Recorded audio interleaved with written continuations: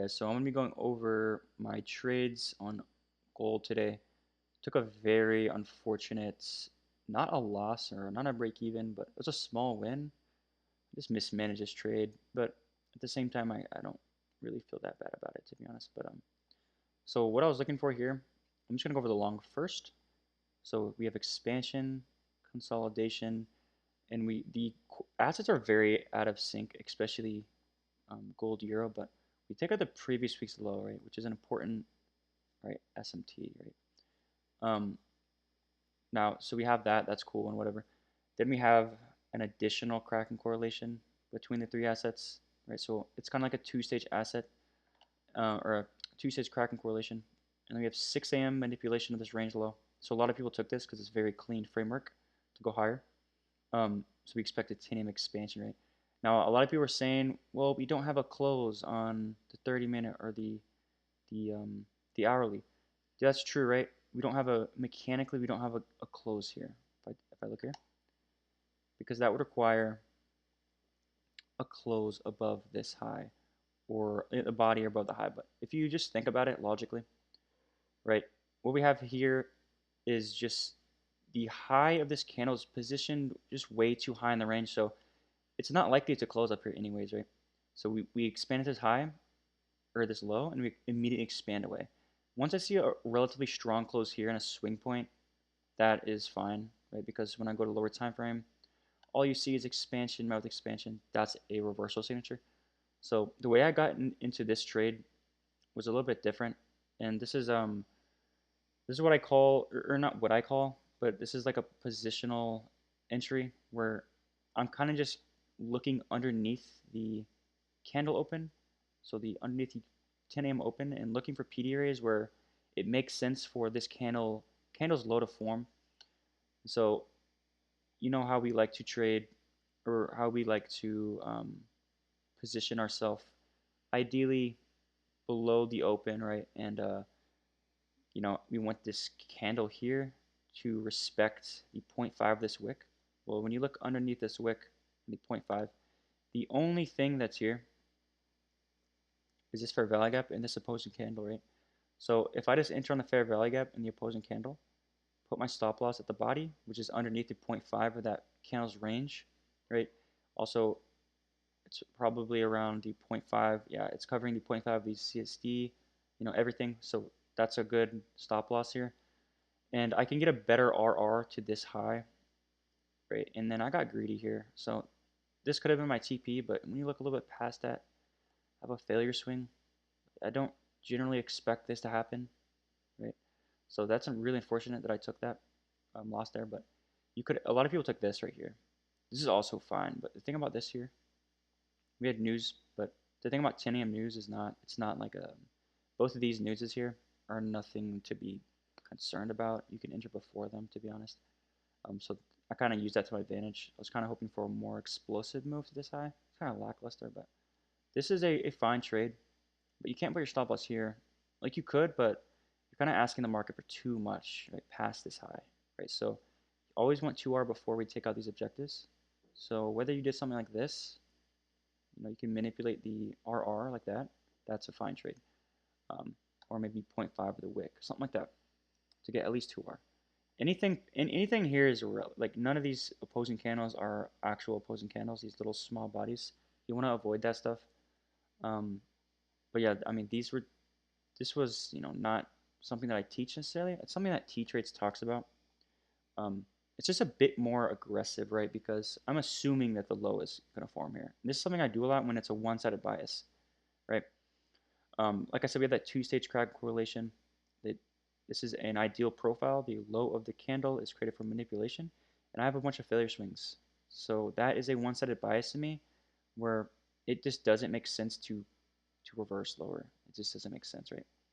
Um, so yeah, that's why I took this trade. I thought it was a great trade, and yeah, so I didn't go break even any time until we started breaking above here. Oh, sorry, I went break even like when we were up here and stuff, but I didn't really trail until we made this relevant low here. Then I trailed here. So would I get like a freaking R, dude, or something? Yeah, not even an R that I got out of that trade, which sucks. But Can't really complain. Been on a hot streak, so. Um, but we did take this stub. I didn't see a lot of people take this, but I don't expect you to take this kind of advanced. But if you go back over here, let's go to my sell. So why did I take this? All right, so what do I see at the low today? A bunch of failure swings. So again, not trying to trade away from failure swings. And we had another two-stage. I'm telling you, SMT is like the only reason why. That's like my whole framework, basically. That's what backs up my framework. I need this to be in a trade.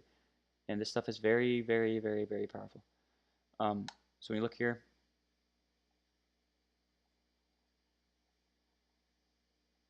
right, here's the objective. Here's the 2 a.m. candle, right, puts in a reversal with that SMT here. We drop lower on the lower time frame here.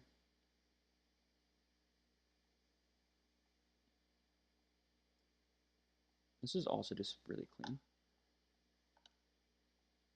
Right, so whether you're going to trade the 2 a.m. candle or not, let me see if it supported expansion. I mean, yeah, it's not bad. So we'll see if there's a trade here, but I did not trade that, obviously, because I don't trade London session. I'm just curious. Let's just see, like, if there's anything in here, you know. These opposing candles are quite large. Technically, that's a trade right there. You know, never get stopped out of that. So maybe that's something you take. But I didn't take that. I took this. So we have the CSD here, right? And we have this closure that the high, or this creates the high of 6 a.m., right?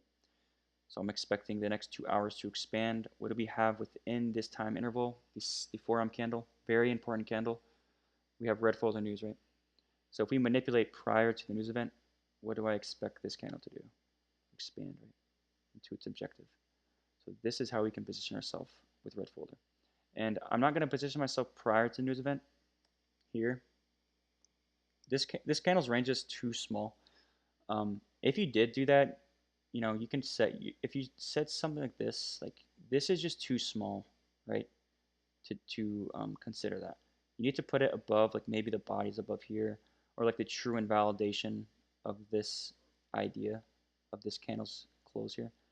Maybe the 0.5 of this candle's wick or something like that.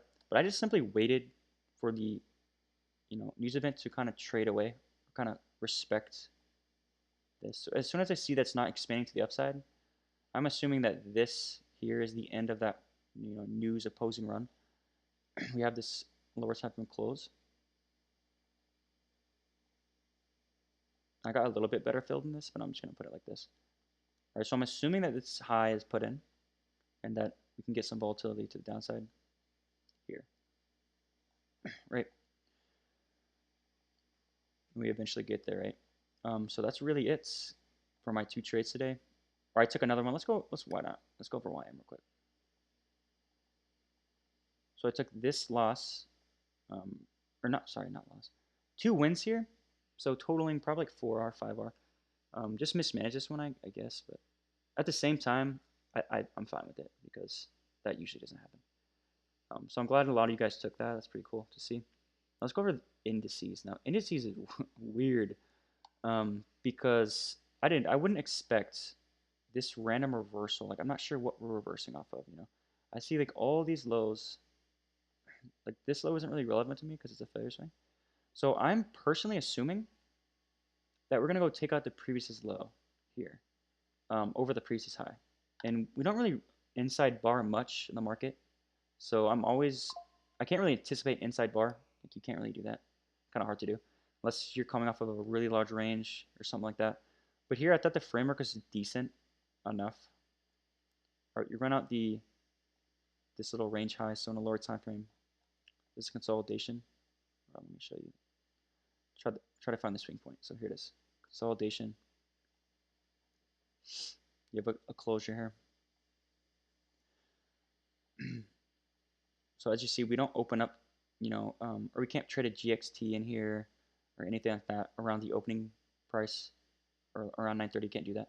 So you're gonna have to wait for some sort of, you know, internal, C2 to trade away from. And here is the first hour of 10 a.m. and you see that we get this. All right, so this is what I'm wanting to trade towards. Look at all these fair swings. That, like, this is fine. I know around the open it was really ass, like it was super ass, but this is my one shot for the day, and it looks super clean, doesn't it? Um, to the previous low. So yeah, I can take this. Is it the greatest trade ever? Not really, but I think it's fine enough. I'd probably take it again. I would take it again. And you see, you get this close. So there's no CSD in candle 2. So candle 3 creates it. It's actually over here. So market execute right there. And I put my stop loss here at the body. And I'm looking for this low, right? Because if you put it way above here, you don't get 2R. Kind of to, it just makes sense to put it either above this high or at this body, right? Because this is around the 0.5 of this candle's range. And you're going to see it starts running pretty good. And it comes back. So maybe I could have trailed there, but it's fine. So yeah, those are my 3 trades today.